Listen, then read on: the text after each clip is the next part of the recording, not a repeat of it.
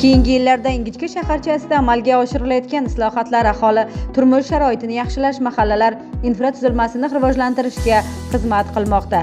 9-may xotira va qadrlash kuni arafasida Usmon Nosir mahallasi yangi ma'muriy binosining foydalanishga topshirilgani bu borada olib borilayotgan ezgu ishlar va xalqparvar siyosatning amaliy ifodasi bo'ldi. Tadbirda shahar hokimi Gavhar Alimova, mas'ul rahbarlar, jamoatchilik vakillari, mahalla faollari hamda nuroniylar ishtirok etdilar. Mahalla ahlini yangi inshoot bilan qutlagan shahar hokimi bugun yurtimizda mahalla tizimiga qaratilayotgan yuksak e'tibor, aholi muammolarini joyida hal etish va inson qadrini ulug'lash davlat siyosatining ustuvor yo'nalishiga aylanganini ta'kidladi.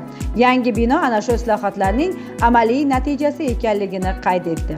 Tashabbusli byudjet doirasida 1 milliard so'm mablag' asosida zamonaviy ko'rinishda qurilgan binoda xodimlarning samarali faoliyat yuritishi uchun zarur shart-sharoitlar yaratilgan. Bu imkoniyatlar mahalla yettiligining ish unumdorligini yanada oshirishga xizmat qiladi.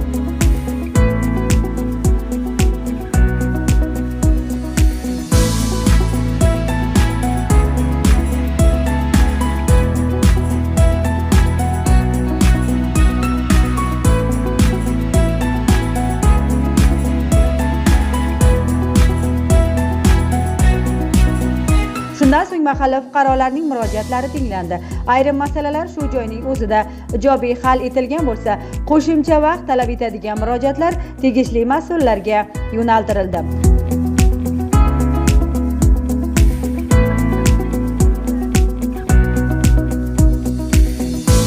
Shuningdek, qabuldan keyin shaharchadagi 5 ta mahalla yettiligining faoliyati yuzasidan hisobotlari eshitildi. Uchrashuvda hududlardagi muammoli masalalar atroflicha muhokama qilinib, ularni bartaraf etish bo'yicha aniq vazifalar belgilab olindi. Kelgusida aholi bilan ishlash samaradorligini oshirish, murojaatlarga tezkor yondashish va mahallalarda obodonlashtirish ishlarini kuchaytirish yuzasidan tegishli topshiriqlar berildi.